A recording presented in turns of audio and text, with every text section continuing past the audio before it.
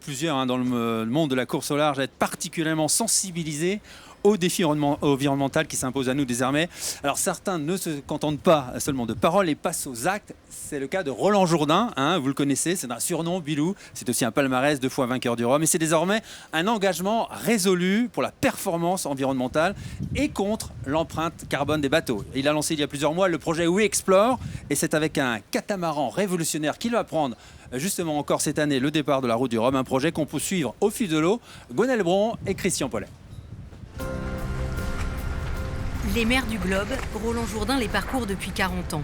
Porté par l'adrénaline que la voile lui a toujours procurée, il a navigué le plus vite possible. Aujourd'hui, il rêve de nouveaux horizons. J'ai des enfants, j'ai pas envie de leur dire non, je me suis occupé de rien. La baleine que j'ai heurtée dans le Vendée Globe 2008-2009, je suis venu lui rentrer dedans, donc ça m'avait fait mal. La planète, c'est un grand bateau, et t'as un équipage qui s'agrandit dessus, t'as les ressources dans les cales qui diminuent. Tu te rends compte que l'équation, ça peut pas marcher. La décennie 2000-2010, le sillage commence à ne plus me plaire. Je me pensais être totalement exemplaire. C'est combien ça coûte à la planète, mon activité, ma passion, mon métier. Roland n'est pas homme à attendre sans rien faire. Celui qu'on surnomme Bilou crée en 2007 Kéros, une société pour développer ses projets sportifs. Kayak. 5 ans plus tard, il diversifie l'activité avec un bureau d'études dédié aux matériaux composites biosourcés.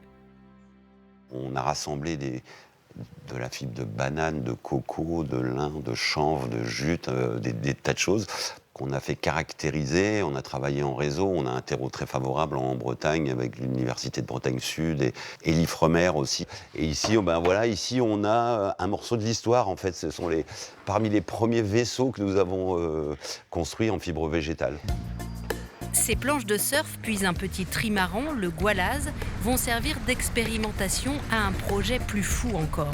Accompagné par Sophie Vercelletto, Bilou voit grand et imagine un catamaran en lin, plus résistante. De toutes les matières, c'est bien celle qu'il préfère. Roland, à un moment donné, m'a dit « mais ce serait bien qu'on puisse avoir un bateau hors des classes de bateaux de course ». Parce que c'est compliqué dans nos classes de pouvoir faire le pas de côté. Et c'est comme ça qu'on est parti sur ce catamaran. Mais moi, j'ai trouvé l'idée géniale. Surfer sur une mer de lin, le rêve va peu à peu prendre forme. Dans les champs de Normandie, Roland Jourdain touche du doigt son but. On a la chance d'être au moment de la floraison. Il ne faut pas la rater parce que c'est juste quelques jours. Donc c'est un moment rare qu'on voit là. C'est la première fois que je vois des grands champs de lin en fleurs comme ça. Saisir le moment, c'est ce que Bilou a toujours fait. Cultivée et transformée par la coopérative agricole Terre de Lin, cette matière assurera la rigidité du pont de son futur bateau. Pour l'entreprise normande, participer à cette première mondiale est une opportunité. On cherche aussi à diversifier nos débouchés, à donner un tremplin pour les projets composites. On a déjà de belles réussites industrielles comme les skis Salomon, mais on aimerait bien sur du long terme passer à une autre étape, une filière plus locale, plus européenne, plus française. Et donc on s'est dit pourquoi pas, il faut y aller, ça peut être le bon projet pour faire ça. Le monde de la mer et le monde agricole rassemblés sur l'océan, ce n'est pas fréquent. Cette relation intime entre terre et mer est chère aux navigateurs. Ce projet est un défi de plus. Les défis n'ont jamais effrayé Bilou. Tout au long de sa carrière de skipper, il a pris des risques, essuyé des tempêtes et coups durs. Mais il a aussi enchaîné les victoires, dont 2 à la suite sur la route du Rhum. Des fois, il y a la petite étoile qui est là, et cette fois-ci, je l'ai sentie. Parce que pour gagner, on a beau dire, mais il faut avoir le petit coup de réussite en plus. 4 ans plus tard, en Guadeloupe, il remettait ça. Un coup, c'est du hasard, 2 fois, c'est de la chance, j'en sais rien. Je sais pas. C'est génial, quoi, c'est génial. Retour en 2021, c'est à 1000 km de la Bretagne à la Grande Motte que l'histoire se poursuit. Roland Jourdain a choisi le chantier naval Outre-mer, spécialisé dans les catamarans de grande croisière, pour construire son bateau. Vous êtes en train de draper le bateau qu'on va appeler We Explore. Les premières bobines de fil de lin sont arrivées de Normandie. Les stratifieurs sont à l'œuvre. Les techniciens découvrent cette nouvelle matière. Plus habitués à poser des couches de fibres de verre, ils doivent adapter leur pratique. C'est un challenge. Comme tout challenge, ça nous demande des capacités, ça nous demande de se dépasser, ça nous demande, c'est pour une noble cause. Donc toute cette cause-là, il se bat à sa façon, je me bats à ma façon, on se bat à notre façon, et chacun apporte sa graine. Et avec ça, on fera exactement la graine de lin.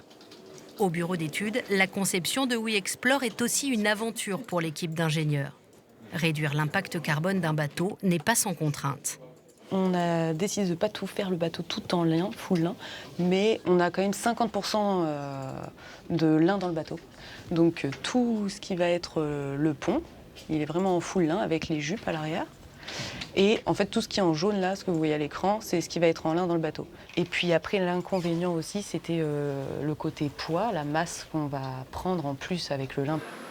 Un poids supérieur de 15% par rapport à un bateau en fibre de verre, qui sera compensé par un aménagement minimaliste. Nous sommes en février. Dans l'atelier, les équipes s'attellent maintenant à la construction du carré.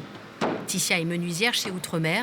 Aller vers une conception plus responsable, l'idée l'a séduite. Je vois une opportunité, parce que c'est vrai qu'on travaille souvent avec les mêmes matériaux. Et moi, en fait, j'ai un parcours où je viens du design de produits au départ.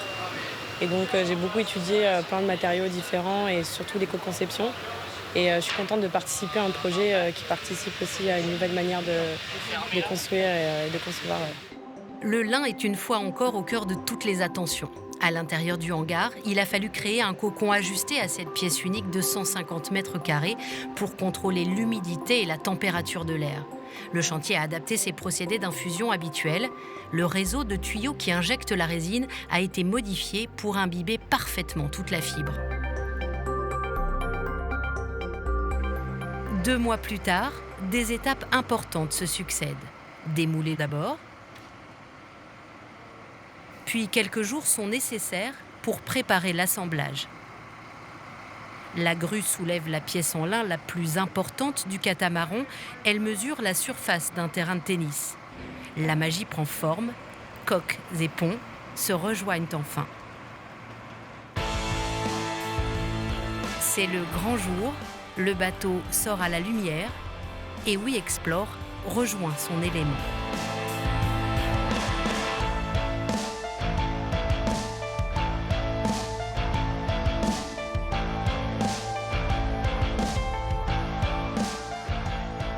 On avait dit qu'il serait à l'eau la première semaine de mai. La théorie c'était ça et on le fait. Donc champion, hein. Ouais, bravo à tout le monde. Avant de remonter vers la Bretagne, Bilou teste son nouveau bijou en Méditerranée. Top départ, on les lock. Ce jour-là, régate en équipage qui réunit une dizaine de bateaux, tous issus du même chantier. Face à une flottille de sister ship, le catamaran de 18 mètres vert et blanc prend rapidement l'ascendant. Malgré une mer calme et un vent faible, le test prouve que ce bateau de série peut aller vite. On espère que ce projet-là va permettre de faire rayonner le lin et le composite lin et prendre conscience qu'en fait on peut, à partir de matériaux biosourcés, faire des composites qui soient d'aussi bonne qualité. Et puis après, il y aura toutes les solutions qui vont être testées, expérimentées sur ce bateau et que nous, on a hâte de pouvoir retranscrire vers nos navigateurs. Alors ça soit ceux qui sont, on organise un rallye autour du monde, donc ça pourrait être les premiers utilisateurs, ou nos navigateurs en général pour avoir des solutions qui permettent de réduire leur impact carbone.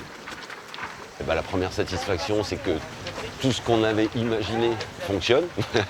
Le lin se comporte bien. Hier, il y avait un petit peu de vent. On a eu le plaisir de lever la coque du bateau, ce qui est une satisfaction parce que ça veut dire que le bateau est aussi léger comme on le souhaitait. Donc c'est super. La traversée de l'Atlantique permettra d'éprouver le bateau. En attendant, Roland doit se qualifier pour l'épreuve en solitaire. C'est chose faite en juillet. Il remonte de la Méditerranée jusqu'à Concarneau, son port d'attache. Encore une étape symbolique sur ce chemin plus vertueux qu'il a décidé d'emprunter.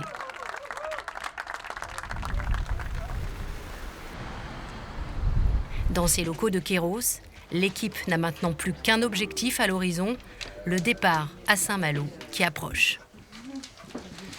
Côté logistique, bouffe. Ouais, j'avais ça, une réunion à faire avec toi, Oui. peut-être Catherine, sur les questions budget aussi. Mais bon, on en rediscute. Moi, je suis très excitée parce que pour la première fois, on va pouvoir raconter une histoire autre que celle juste de la vitesse pure, aller d'un point à un autre le plus vite possible. Là, on va pouvoir raconter un peu ce pas de côté, cette envie de partager et de sensibiliser autour de ces matériaux moins impactants. Et je suis contente pour Roland parce que pour lui, c'est être sur l'eau, sur cette route du Rhum qu'il a gagnée 2 fois. Là, il y retourne avec une ambition qui est complètement différente et c'est génial.